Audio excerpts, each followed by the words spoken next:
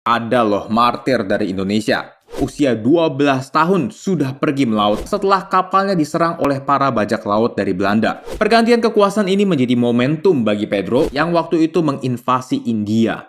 Ternyata keramahan ini hanyalah sebuah intrik untuk menangkap mereka semua, guys. Mereka itu cuma mau mengkatolikan Aceh doang loh. Jangan dipercaya mereka mah. Ia tewas dipanah dan digorok lehernya, yang menyebabkan tengkoraknya terbelah, guys.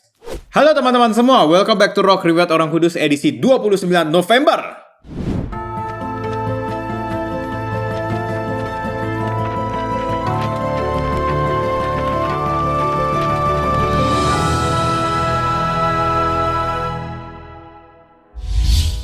Teman-teman, dari bulan-bulan yang lalu kita mendengar berbagai macam riwayat orang kudus dari banyak negara ya.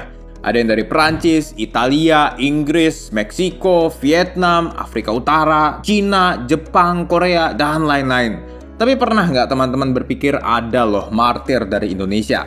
Jawabannya ada, guys. Walaupun waktu itu sebenarnya belum berdiri ya Indonesia. Tapi tempat kemartirannya ada di Indonesia, tepatnya di Tanah Aceh. Dan nama orang kudus tersebut adalah Beato Denis dari Kelahiran. Sebelum kita mulai video ini, silahkan di like, subscribe, dan share dulu video ini supaya semakin banyak orang dapat hidup kudus lewat teladan para santo santa. Oke, tanpa berlama-lama lagi, mari kita mulai! Cerita bermula di Prancis, tepatnya di sebuah kota kecil bernama Honfeller, tanggal 12 Desember 1600. Lahirlah seorang anak laki-laki bernama Pierre Berthelot dalam sebuah keluarga pelaut. Sejak kecil, ia sudah menunjukkan keahlian seperti ayahnya. Di saat anak-anak kalangan menengah ke atas pergi bersekolah, Pierre yang baru menginjak usia 12 tahun sudah pergi melaut, guys.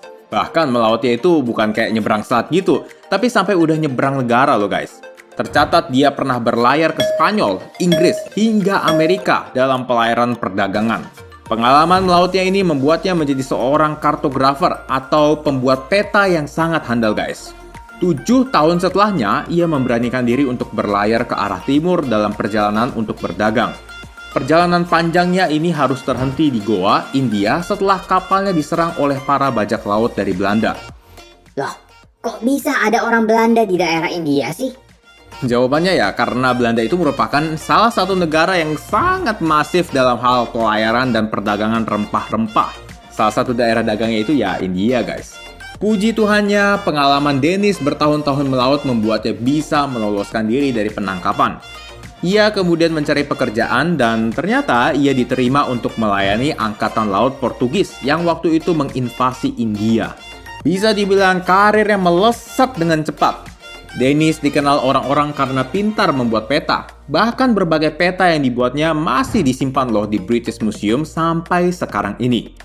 Lewat bantuan sahabatnya, Romo Philip dari Trinitas OCD, dan pergumulan demi pergumulan, akhirnya ia menemukan panggilan di dalam hatinya untuk bergabung di Ordo Karmelit OCD, Goa tahun 1635. Ia kemudian mengambil nama biara Denis of the Nativity, atau Denis dari Kelahiran. Portugis di India waktu itu dipimpin oleh seorang raja muda bernama Pedro de Silva. By the way, raja muda ini gelar ya guys, bukan rajanya yang muda. Nah, Pedro waktu itu punya hubungan diplomatik yang kurang baik dengan Sultan Iskandar Muda sebagai Sultan Aceh waktu itu. Setelah Sultan Iskandar Muda meninggal tahun 1636, ia digantikan oleh anaknya, yaitu Sultan Iskandar Sani. Pergantian kekuasaan ini menjadi momentum bagi Pedro untuk melakukan pembaharuan kembali hubungan diplomatik kedua negara. Oleh sebab itu, Pedro meminta bantuan dari biarawan Karmelit OCD untuk turut serta dalam pelayaran menuju Aceh dalam misi diplomatik. Pimpinan biara menyetujuinya dan Frater Denis adalah salah satu yang ditugaskan untuk pergi. Oleh karena itu, tabisannya segera dilaksanakan tanggal 24 Agustus 1638, sekitar sebulan sebelum keberangkatan mereka. Dalam perjalanannya ini, Pastor Denis ditemani oleh seorang bruder bernama Redemptus dari Salib. Mereka kemudian berlabuh di kota raja dan disambut dengan ramah oleh warga setempat. Tapi, ternyata keramahan ini hanyalah sebuah intrik untuk menangkap mereka semua, guys. Kok jadinya ditangkap sih? Kan niatnya mau bangun hubungan diplomatik kan? Bisa jadi karena persaingan dagang, para penguasa Belanda menyebarkan isu bohong kepada Sultan tentang orang Portugis. Sultanku, itu orang-orang Portugis kalau datang jangan diladenin ya. Mereka itu cuma mau mengkatolikan Aceh doang loh. Jangan dipercaya mereka mah. Isu bohong ini akhirnya membuat 60 anggota misi diplomatik ditangkap, disiksa, dan dipaksa untuk meninggalkan iman Katolik. Kurang lebih sebulan meringkuk dalam penjara, mereka kemudian dihukum mati oleh prajurit Sultan satu persatu di sekitar pantai. Salah satu yang pertama dibunuh adalah Bruder Redemptus, guys. Ia tewas dipanah dan digorok lehernya. Pastor Dennis sendiri harus melihat satu demi satu koleganya dibunuh dengan kejam. Namun bukannya bersedih atau nangis-nangis, Pastor Dennis terus berkhotbah guys, agar teman-temannya tidak gentar dan murtad menghadapi kematian ini. Pada akhirnya Pastor Dennis sambil memegang salib kemudian menerima tebasan pedang secara vertikal pada kepalanya, yang menyebabkan tengkoraknya terbelah guys. Ia akhirnya wafat sebagai martir Kristus setelah ditusuk dengan pedang. Pastor Dennis dan Bruder Redemptus kemudian dibeatifikasi oleh Paus Leo ke-13 tahun 1900. Nah teman-teman, itulah riwayat hidup dari salah satu martir dari bumi Indonesia ya. Sebenarnya detik-detik sebelum kematian Pastor Dennis adalah yang paling berharga untuk kita contoh loh guys. Mungkin kelihatannya simple ya. Oh, nyemangatin doang, gue juga bisa. Tapi coba kita bayangkan benar-benar ada di posisinya. Apakah kita sanggup untuk memberi semangat kepada sesama kita ketika kita sendiri sedang dalam masalah?